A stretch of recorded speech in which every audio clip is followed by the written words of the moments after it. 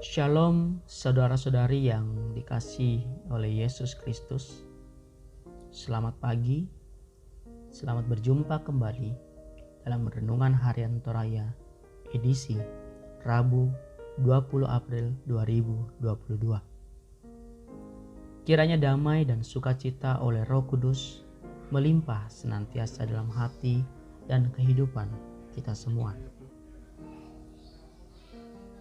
Dan tema renungan hari ini yaitu di hadirat Allah. Diambil dari 2 Samuel 6 ayat 1 sampai dengan 15. Sebelum kita membaca dan merenungkan firman Tuhan, mari kita satu di dalam doa. Kita berdoa. Bapa kami yang ada dalam kerajaan surga, Bapa yang selalu kami muliakan dan kami sembah di dalam nama Tuhan Yesus. Di pagi yang indah ini Tuhan, kami boleh mengucap syukur atas penyertaan Tuhan dan kemurahan Tuhan. Kembali saat ini kami boleh bangun semua karena anugerah Tuhan. Dan kesempatan yang indah ini Tuhan, kami mau pakai untuk hormat dan kemuliaan Tuhan. Dan saat ini, sebelum kami melakukan aktivitas kami Tuhan, kami mau mendengarkan firman-Mu. Tuhan berkati, bukalah hati kami dan pikiran kami untuk bisa mendengar dan menerima firman-Mu. Dan kiranya firman-Mu ini menjadi berkat bagi kami.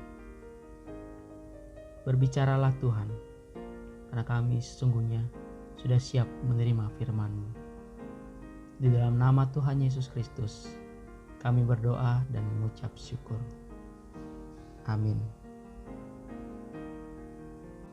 Bacaan kita pada hari ini terambil dari kitab 2 Samuel 6 ayat pertama hingga ayatnya yang ke-15.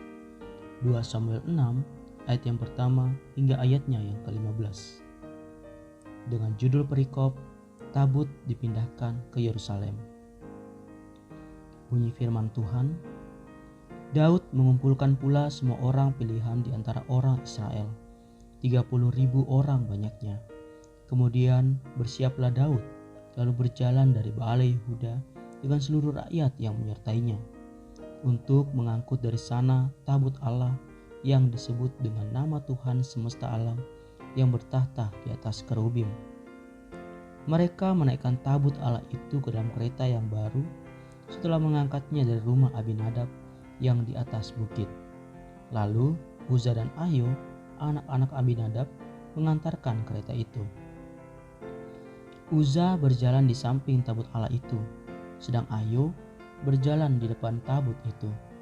Daud dan seluruh kaum Israel menari-nari di hadapan Tuhan dengan sekuat tenaga, diiringi nyanyian, kecapi, gambus, rebana, galentung, dan ceracap. Ketika mereka sampai ke tempat pegirikan Nakon, maka Uza mengulurkan tangannya kepada tabut Allah itu, lalu memegangnya karena lembu-lembu itu tergelincir. Maka bangkitlah murka Tuhan terhadap Uza, lalu Allah membunuh dia di sana karena keteledorannya itu. Ia mati di sana dekat tabut Allah itu. Daud menjadi marah karena Tuhan telah menyambar Uza demikian hebatnya. Maka tempat itu disebut orang Peres Uza sampai sekarang. Pada waktu itu Daud menjadi takut kepada Tuhan, lalu katanya, "Bagaimana tabut Tuhan itu dapat sampai kepadaku?"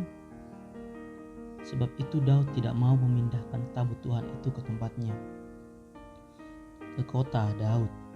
Tetapi Daud menyimpang dan membawanya ke rumah Obed Edom, orang Gad itu. 3 bulan lamanya tabut Tuhan itu tinggal di rumah Obed Edom, orang Gad itu. Dan Tuhan memberkati Obed Edom dan seisi rumahnya.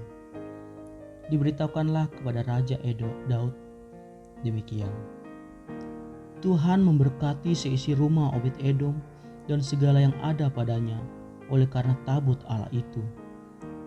Lalu Daud pergi mengangkut tabut Allah itu dari rumah Obed Edom ke kota Daud dengan sukacita. Apabila pengangkat mengangkat tabut Tuhan itu melangkah maju 6 langkah, maka ia mengorbankan seekor lembu dan seekor anak lembu gemukan. Dan Daud menari-nari di hadapan Tuhan dengan sekuat tenaga. Ia berbaju efod dari kain lenan. Daud dan seluruh orang Israel mengangkut tabut Tuhan itu dan diiringi sorak dan bunyi sangkakala. Renungan kita di hari ini berjudul Di Hadirat Allah. Dio Olona Puang Matua.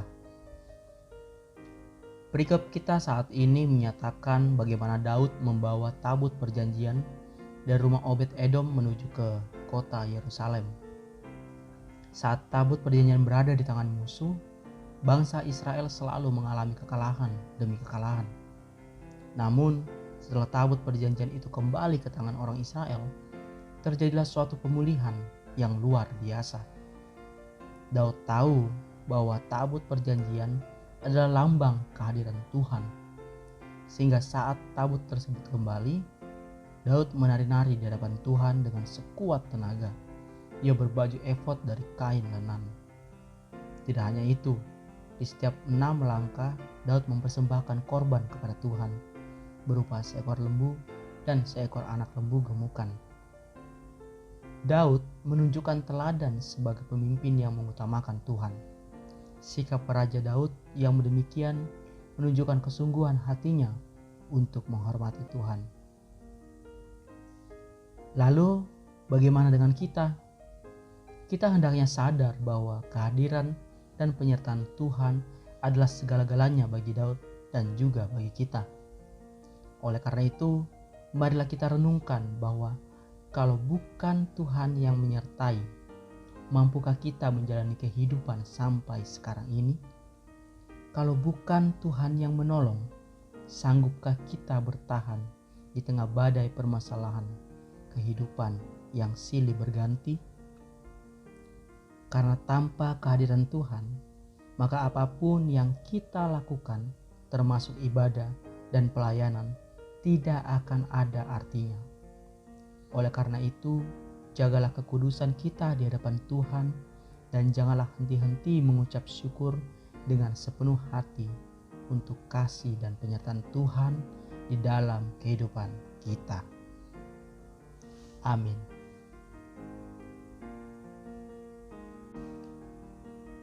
Mari kita berdoa. Bapa kami yang ada dalam kerajaan surga, kami mengucap syukur atas berkat dan penyertaan-Mu. Sehingga pada kesempatan ini kami masih bisa membaca dan merenungkan sebagian dari firman-Mu. Biarlah firman Tuhan boleh tertanam dengan baik di hati dan pikiran kami. Terima kasih untuk setiap perkataan Tuhan yang boleh kami dengar saat ini, dan yang mengajarkan kami untuk terus berpegang teguh dan mengandalkan Tuhan dalam setiap langkah kehidupan kami. Karena sesungguhnya kami tidak akan mampu berjalan sendiri tanpa kehadiran-Mu ya Tuhan. Serta ajarilah kami untuk terus hidup dalam kekudusan di hadapan Tuhan. Bapa, pada kesempatan ini kami mau berdoa untuk setiap kami yang telah mendengarkan firman Tuhan. Kiranya Tuhan berikan damai sejahtera dan sukacita yang sejati. Tuhan berkati rumah tangga, pendidikan, pekerjaan, serta usaha yang sedang dikerjakan.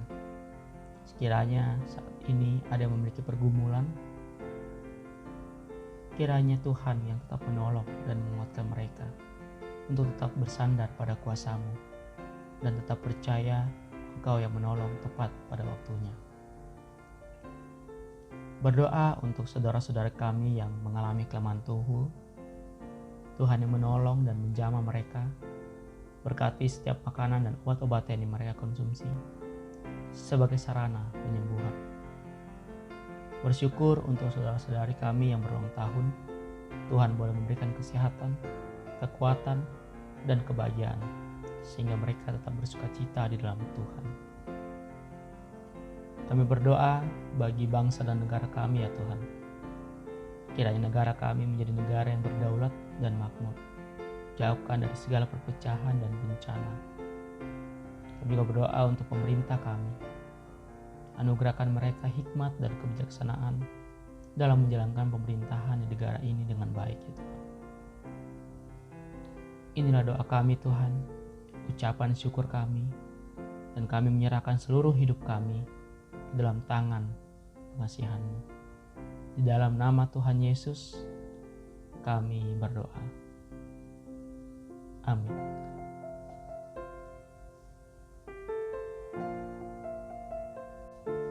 Demikianlah rehat hari ini. Selamat beraktivitas. Tuhan Yesus memberkati. Shalom.